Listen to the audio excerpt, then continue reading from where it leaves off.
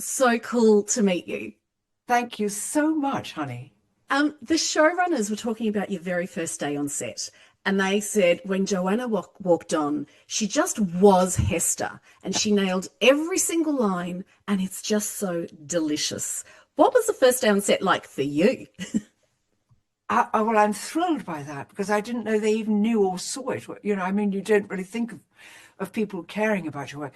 It's heartbreak, bum heart, because there's Catherine who's played Morticia all season one, Jenna who's played Morticia all season one. They'd done 3 episodes of season 2 before I even arrived.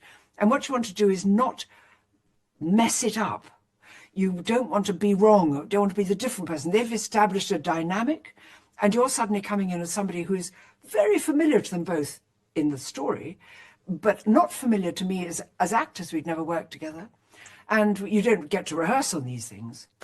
I should point that out. So it isn't as though you have a brainstorming session, you work out what you're going to do. You walk onto the set and do it straight away. So it's always a bit, hope this works. I hope this works. You still feel like that? Oh, of course you do.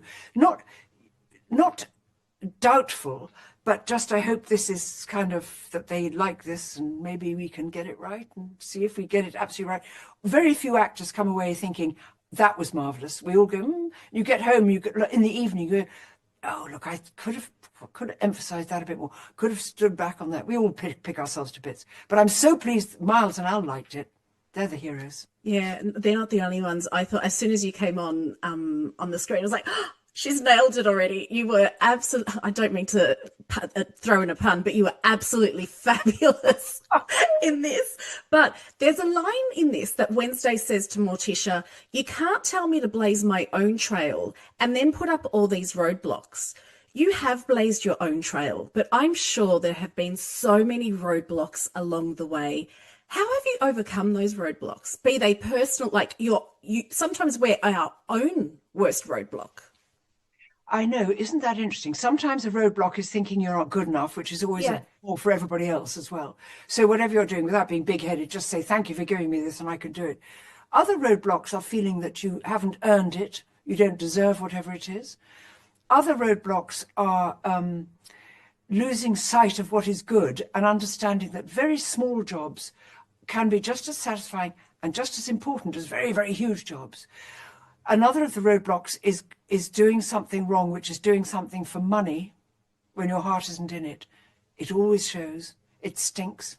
Do something for love and not money, and you'll be poor, but you'll be happy. Do something for money and not love, and you're a shame unto yourself, and you wake up at night thinking, I shouldn't have done that. So those are the sort of blocks you've got to spot in advance and escape them if you can.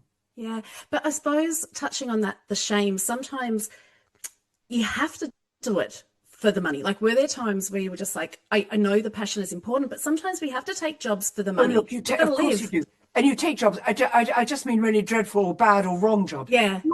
Humdrum jobs for money. And then what you do is you throw into that job all the love in the world. So I always continue to do voiceovers because I never want to get so grand that I don't do a voiceover. Yeah. And I'm delighted to tell you I do one of the voiceovers I do is for a funeral parlour. So it's got that sort of link with death, a smooth, comforting voice as you go away. I think that the way to live a happy life, to tell you the truth, is to love enormously what you're doing. Yeah. You know, and if you know you're not going to do it, if you're not going to love it, don't do it. Well, one thing you definitely love, and I can't go without asking you this question, is you love Ireland. You got to film here. What was your favourite thing to do? What is your favourite thing to do when you come over? Oh, God. Well, mostly for doing Wednesday, I was based in Dublin.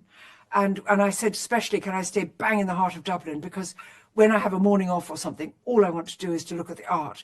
I adore art galleries and I just moon around the art galleries. But I love streets. I love walking in streets. I love going into shops because I don't really shop in England much. I don't know why. I just don't have the time or the inclination. Or I look in my cupboards and think I've got plenty of stuff. What more do I want? But go to somewhere like Dublin and you're just bewitched. I've just found it a heavenly place. Well, we're hoping you'll be back for season 3 and anytime, because you're always so welcome here, Joanna. I love you with all my heart. Thank you. I literally love you. Thank you. Oh, Joanna, it was so cool to chat to you. Thank you. Thank you. Take Bye. care. Bye-bye.